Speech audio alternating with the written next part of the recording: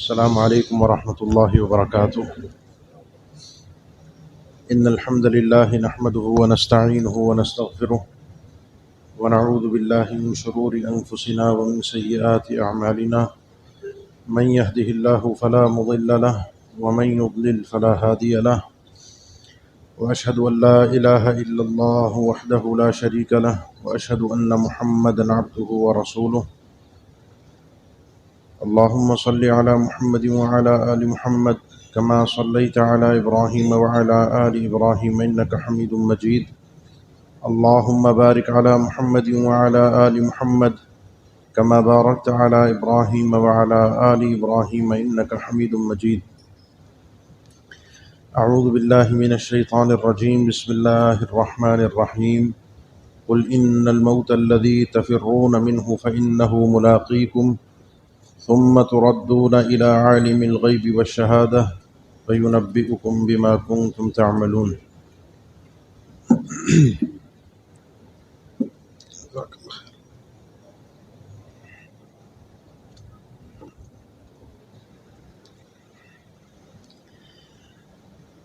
اللہ تعالیٰ کی توفیق اور مہربانی سے ایک سلسلہ اتوار کے دن بعد نماز ظہر آپ کے علم میں ہے، اس کا آغاز ہوا ہے۔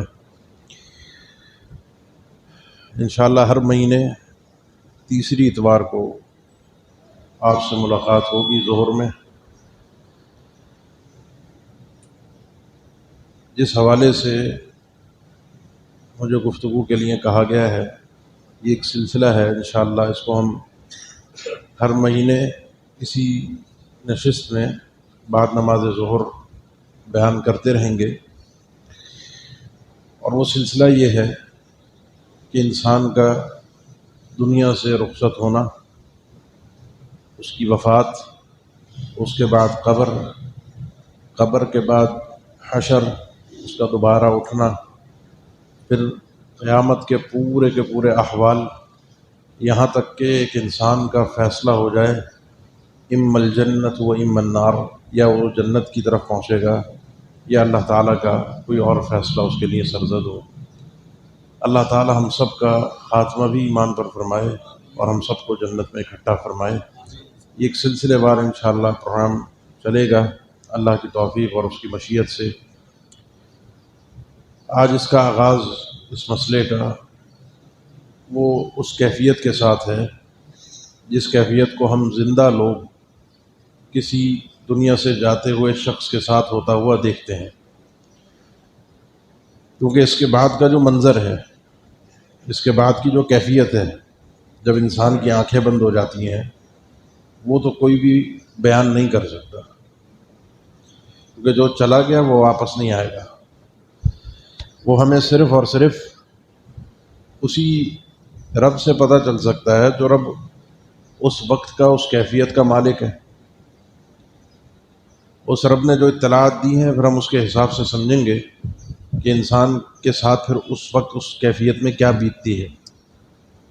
لیکن جو چیزیں ہم دیکھ رہے ہوتے ہیں، ہم نے بہت سے احوال دیکھے ہیں، ہم سبھی اس معاشرے کے حصے ہیں، کبھی کسی رشتہ دار کا، کبھی ویسے کسی شخص کا اس دنیا سے رخصت ہوتا ہوا معاملہ ہم دیکھتے ہیں۔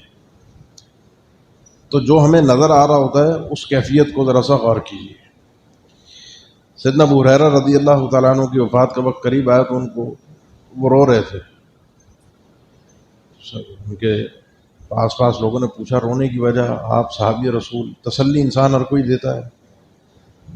میں نے کہا بات یہ ہے کہ اب آگے کا جو منظر اب سمجھ میں آ رہا ہے نا، اب تو جو گزارنی تھی گزر گئی، آگے جو نظر آ رہا ہے وہ ہے بعد سفری و قلت ذاتی۔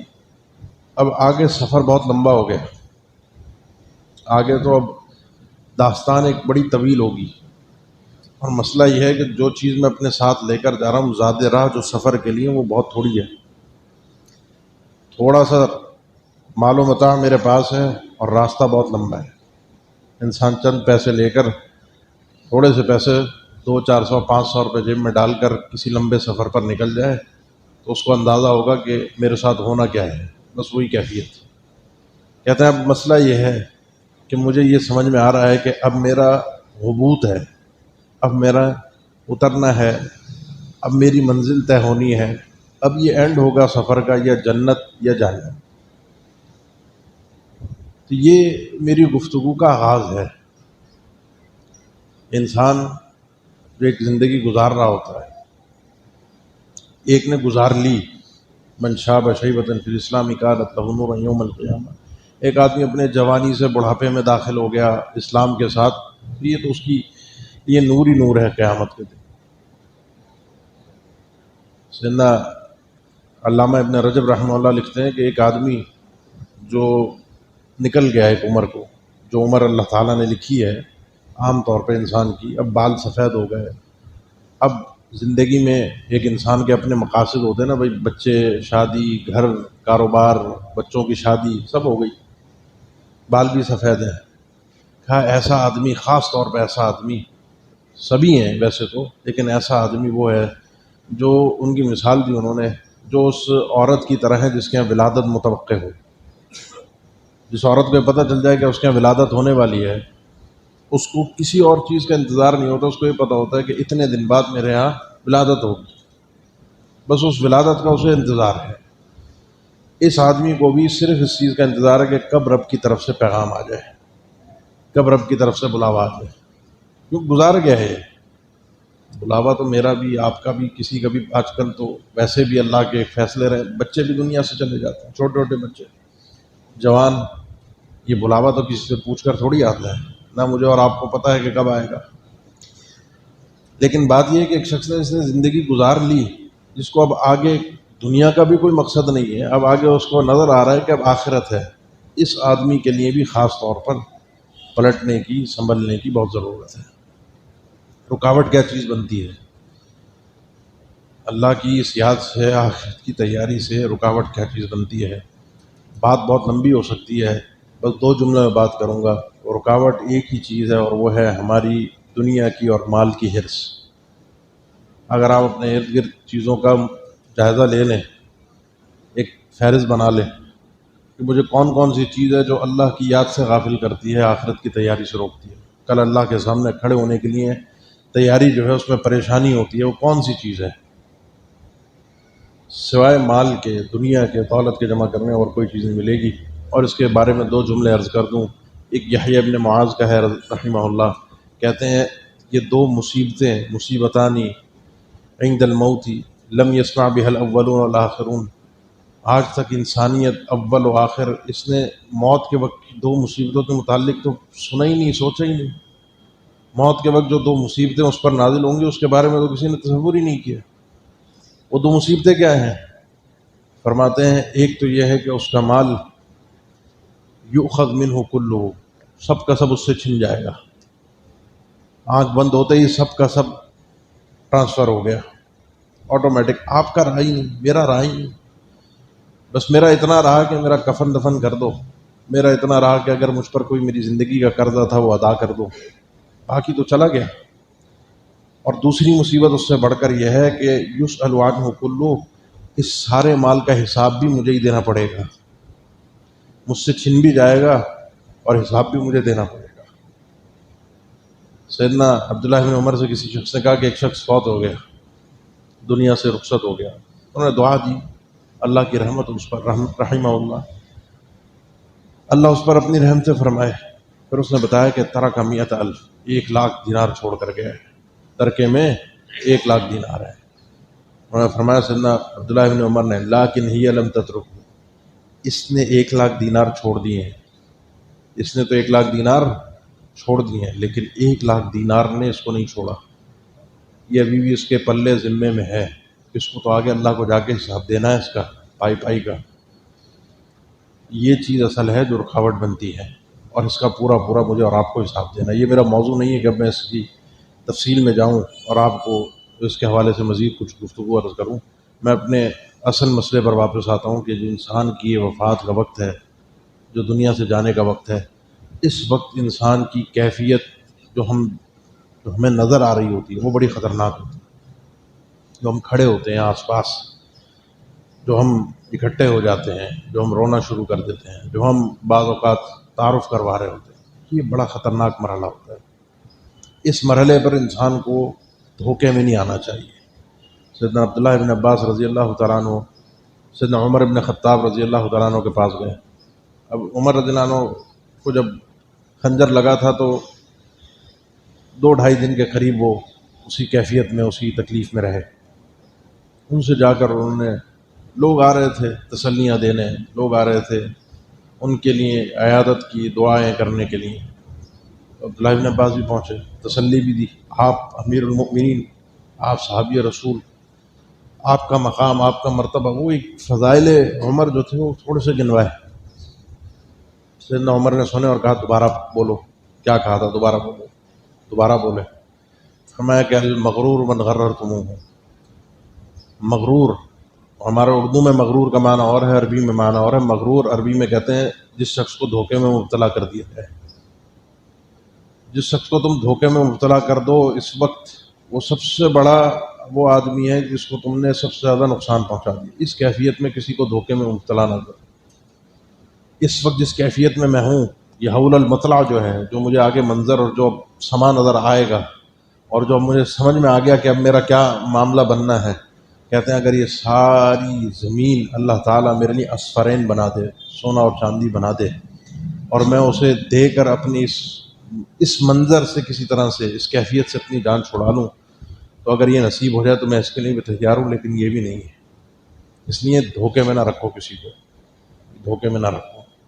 انسان کو اپنی اس کیفیت کے لیے تیاری کرنی چاہیے۔ اللہ تعالیٰ نے 3 مقامات پہ قرآن مجید میں اس منظر کو بڑے واضح الفاظ میں بیان کیا ہے، جو اللہ کے نبی صلی اللہ علیہ وسلم کے یہ الفاظ بھی تھے جب آپ کی اپنی کیفیت تھی اس دنیا سے جانے کی، اور آپ بے ہوشی کے عالم میں تھے۔ تھوڑی دیر بعد ہوش آتا، پاس رکھا ہوا پیالہ، اس میں تھوڑی سی انگلیاں اپنے ہاتھ کو ڈبوتے، کچھ قطرے اپنے چہرے پر ٹپکاتے، کچھ پانی اپنے چہرے پر ڈالتے، نقاہت شدید اور بے ہوشی کا عالم۔ اس کیفیت میں آپ صلی اللہ علیہ وسلم کی زبان سے کلمات سنے گئے، لا الہ الا اللہ ان للموت لسکرات، لا الہ الا اللہ ان للموت لسکرات۔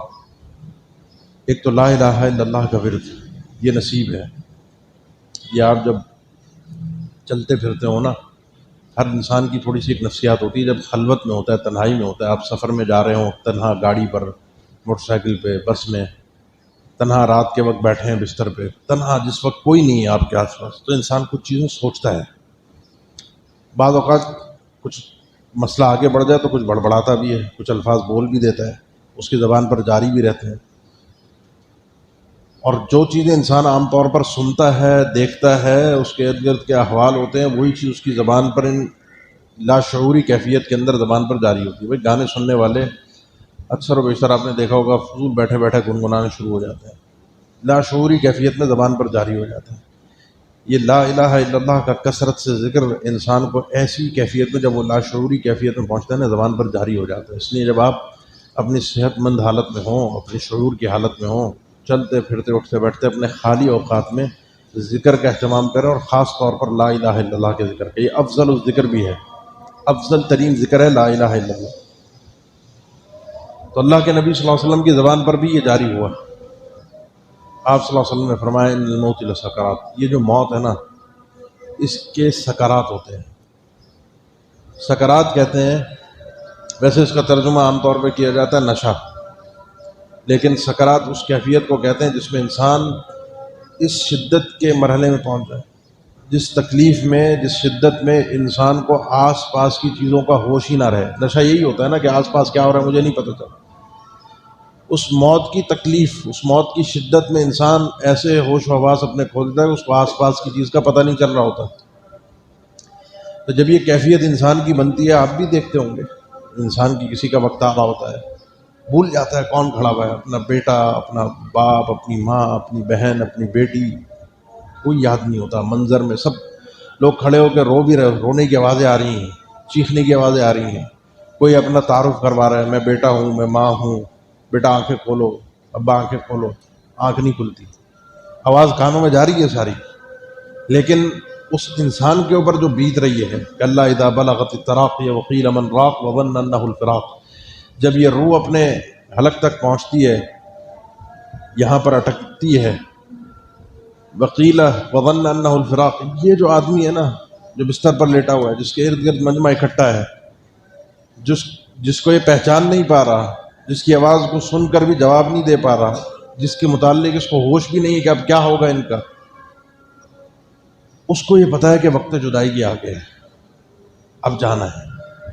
وَظَنَّ أَنَّهُ الْفِرَاقُ وَالْتَفَّتِ السَّاقُ بِالسَّاقِ، یہ پنڈلیاں، یہ پاؤں آپس میں ایک دوسرے کے ساتھ مل جاتے ہیں شدت موت سے، شدت وقت سے، یا اب دنیا اور آخرت کے ملاپ کا وقت آ گیا ہے یہاں سے جانے کا۔ اور یہ حدیث ہم انشاءاللہ اگلی اپنی نشست میں بیان کریں گے تفصیل کے ساتھ۔ اللہ کے نبی صلی اللہ علیہ وسلم کا فرمان، اقبال من الآخرہ و ادبار من الدنیا، کہ جب انسان دنیا سے جا رہا ہوتا ہے اور آخرت میں پہنچ رہا ہوتا ہے اس وقت کیا کیفیت، کیا منظر، وہ تو ایک غیبی معاملہ ہے، اس کو انشاءاللہ اگلی نشست میں بیان کریں گے۔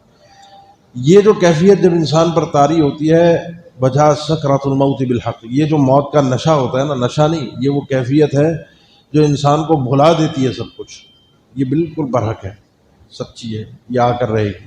ذالک ما کنت منہ تحید، یہ وقت ہے کہ انسان جس سے تم آنکھیں چرا کر سائڈ پکڑ کے نکل رہے تھے، آنکھیں بند کر رہے تھے کبوتر کی طرح، موت تو آنی ہے، آ بھی رہی ہے، سامنے نظر بھی آ رہی ہے، تم نے آنکھیں بند کی، مجھے نہیں آئے گی، پڑوسی کو آ جائے گی، مجھے نہیں آئے گی، میرے فلاں رشتہ دار کو آ جائے گی، مجھے نہیں آئے گی، اس کو آ جائے گی، لیکن ایک دن یہ ادھر بھی آئے گی، ایک دن میں بھی ایک داستان بن جاؤں گا۔ میسج آتے ہیں نا آج کل، فلاں فلاں فلاں فلاں دنیا سے، فلاں کا بیٹا، فلاں کا یہ، فلاں کا وہ دنیا سے چلا گیا، اس کا یہ ٹائم ہے، نماز جنازہ کا فلاں مسجد ہے۔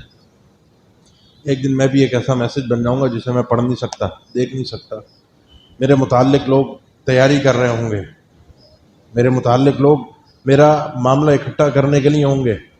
یہ جو کیفیت ہے نا انسان کی، یہ مرحلہ ہر شخص پر آنا ہے۔ فلولا اذا بلغت الحلقوم وانتم حينئذ تنظرون ونحن اقرب الیہ منکم ولکن لا تبصرون، یہ جب انسان، اللہ تعالیٰ نے فرمایا جب روح حلق تک پہنچتی ہے، وانتم حينئذ تنظرون، تم تو کھڑے ہوئے دیکھ رہے ہوتے اس آدمی کو، تمہیں پتہ نہیں ہوتا اس کے ساتھ ہو کیا رہا ہے۔ اللہ نے فرمایا وَنَحْنُ أَقْرَبُ إِلَيْهِ مِنكُمْ وَلَكِنْ لَا تُبْصِرُونَ، اس وقت ہم اس کے بالکل قریب ہوتے ہیں، دنیا ختم ہو چکی ہوتی ہے اس کی، اب ہم ہی ہم ہیں، ہم سے مراد فرشتے بھی ہیں، اللہ کا امر بھی ہے، اللہ کی قدرت بھی ہے، اللہ کا حکم بھی ہے، موت بھی ہے۔ اب تمہیں کچھ نظر نہیں آ رہا اس انسان کے ساتھ کیا ہو رہا ہے، اس انسان کی کیا کیفیت بنی ہوئی ہے۔ یہاں تک تو جو ہم نے دیکھا، یہاں تک تو جو معاملہ تھا، وہ ہم سب کے ساتھ پیش آنا ہے، اس مرحلے سے میں نے اور آپ نے، ہم سب نے گزر کر جانا ہے، کل بارگاہ الہی میں پیش ہونا ہے۔ کوئی بھی بھاگ نہیں سکتا، کوئی بھی بچ نہیں سکتا، کوئی بھی جان نہیں چھڑا سکتا، اور کوئی کسی کو بچوا بھی نہیں سکتا، کوئی کسی کو روک بھی نہیں سکتا۔ دنیا جہان کی ساری دولت آپ لے آئیں خرچ کرنے کے لیے، بھاگ نہیں سکتا انسان، بچ نہیں سکتا۔ اللہ اس لمحے پر، اس موقع پر ہم سب کی حفاظت فرمائے۔ یہ اللہ کے نبی صلی اللہ علیہ وسلم کا فرمان بھی ہے، دعا بھی ہے۔ آپ نے ایک تو خود بیان فرمایا کہ ان للموت لسکرات، سیدہ فاطمہ رضی اللہ تعالیٰ عنہ اس موقع پر آپ صلی اللہ علیہ وسلم کی اس کیفیت کو دیکھ کر رو پڑی، والد کی تکلیف برداشت نہیں ہو رہی، بیٹی بھی تھی اور شہیدی بھی تھی، تو آپ صلی اللہ علیہ وسلم نے ان کو تسلی دی، اور وہ تسلی یہ تھی کہ لیس علی ابی کی کرب بعد الیوم، کہ بس یہ تمہارے ابا کا آخری دن ہے، آج تکلیف کا آخری دن ہے، آج کے بعد تمہارے ابا کو کوئی تکلیف نہیں ہوگی، آج کے بعد تمہارے ابا کو کوئی تکلیف نہیں ہوگی۔ یہ کیفیت لے کر جائیے اپنے ساتھ کہ آج کا دن جب انسان پر آئے، یہ جو مرحلہ آئے، اس کے بعد کوئی تکلیف نہ ہو، یہ اصل ہے۔ ایک جملہ کہتے ہیں نا کہ جی سکون قبر میں ہے، نہیں ہے، قبر میں سکون نہیں ہے، جس کو نہ مل سکا وہ تو برباد ہو گیا، اس کی تو دنیا اچھی تھی، قبر میں سکون نہیں ہے، اگر مل گیا تو بہت اچھی بات ہے۔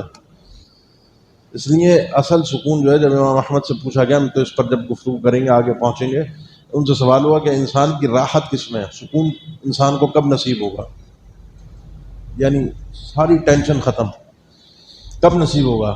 کہنے لگے جب وہ اپنا پہلا پاؤں عند اول قدم یضعها فی الجنہ، جب وہ اپنا پہلا قدم جنت میں رکھے گا نا، یہ وہ مرحلہ ہوگا، یہ وہ وقت ہوگا جو اس کو سکون کا ہوگا، اس سے پہلے سکون بہت مشکل ہے۔ تو کوشش کیجیے اس لمحے پر سکون انسان کو نصیب ہو جائے۔ اور وہ کیسے ہوگا؟ انسان کی جب روح نکلتی ہے، اب جو مراحل اس کو نظر آتے ہیں، جو فرشتے آتے ہیں، جو معاملات بنتے ہیں، جو مناظر ہوتے ہیں، جو کیفیات ہوتی ہیں، جو استقبال ہوتا ہے، وہ کیا ہوگا، وہ کیسے ہوگا، وہ انشاءاللہ ہم اگلے مہینے کے اپنے اس وقت میں تیسری اتوار کو انشاءاللہ گفتگو کریں گے۔ 20 منٹ ہمارا وقت ہوا کرے گا انشاءاللہ اس گفتگو کا، اور 20 منٹ کے بعد اگر کسی کا کوئی سوال ہے تو آپ کر سکتے ہیں۔ وقت میرا پورا ہو گیا، انشاءاللہ اگلے مہینے اسی وقت اسی موضوع کو لے کر ہم آگے بڑھیں گے۔ السلام علیکم ورحمۃ اللہ وبرکاتہ۔